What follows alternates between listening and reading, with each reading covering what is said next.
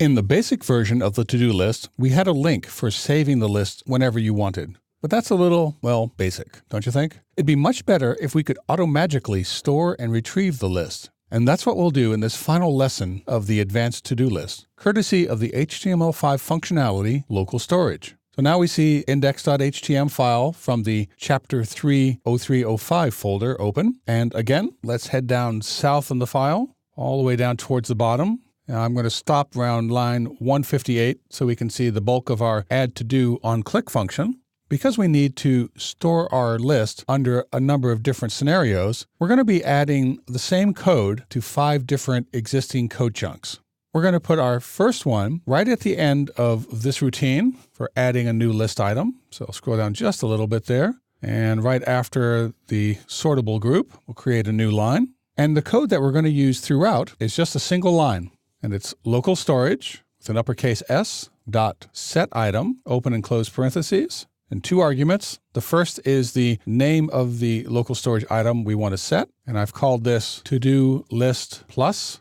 That's just to differentiate it from the to-do list, which was the basic one, comma. And then what are we putting in there? We're putting in the list. You'll recall that was one of the variables that we set up front, dot inner HTML. And that's all we need. So now what I'm going to do is just copy this line and start to put it in the other locations that we need it. Another time that we want to automatically save is after we make any edits to the list items. So let me scroll down a tad, and there on line 198 is the list on change. And I'm going to add in my missing little semicolon here, and then paste in my local storage line. Naturally, we also want to remember any updates to the order of the list. So let's fill out that sortable function next, which is right after that. I'll tab in a little bit here, paste in my code. It looks like I have forgotten to put the semicolon after that. So let me go back and correct that mistake so it doesn't come back to haunt us. And I'll scroll back down.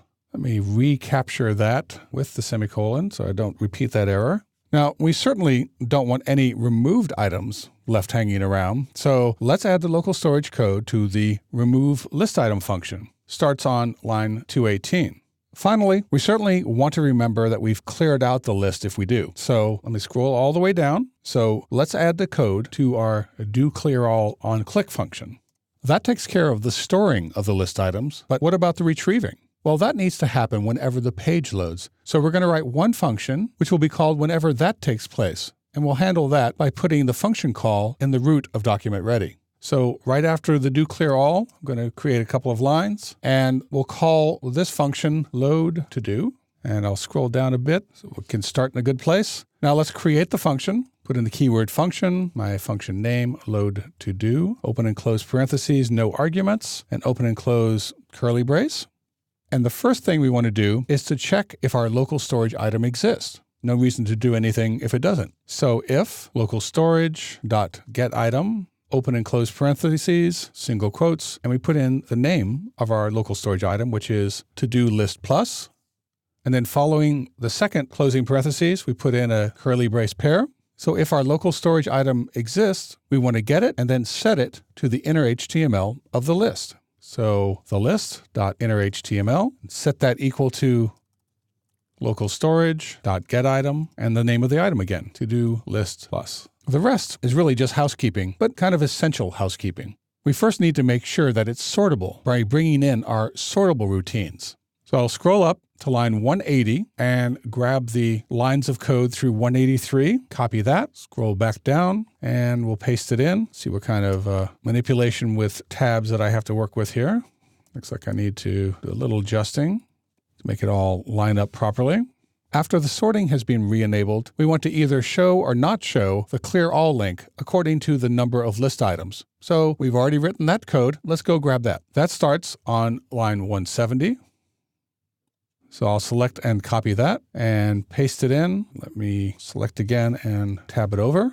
And I'll get rid of this extra line here so everything neatens up. Okay, all done. Let's save our page and fire this puppy up. So I'm going to go back to Chrome where I've got the page already set up. Now before I hit refresh, I want to show you how you can deal with local storage during your testing phase for your app. Now if you're working with Chrome, you can go to View, Developer, Developer Tools, and then click on Resources. Now, I'll stress that this is for Chrome. It's also similar in Safari. Firefox has its own set of developer tools, but both allow you to see what local storage there is if you use it at all.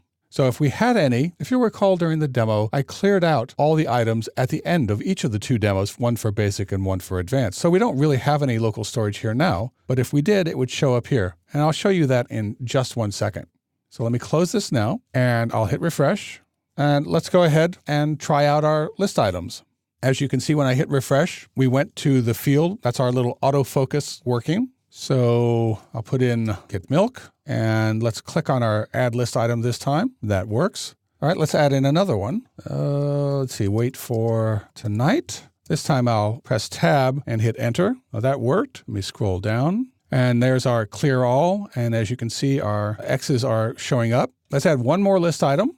And this is a shout out to all those Pinky in the Brain fanatics still out there, where they always waited for tonight to try and take over the world.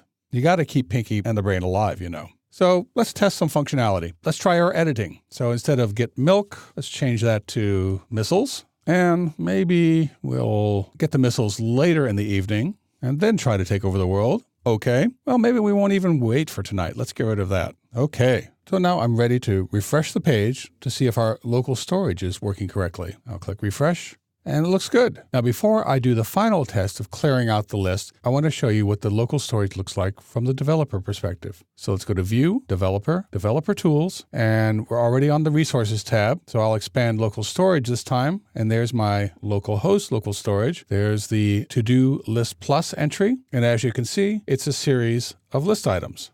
Perfect. Let's try Clear All, and we're back to square one. Excellent. Job well done. Your advanced to-do list is now fully operational.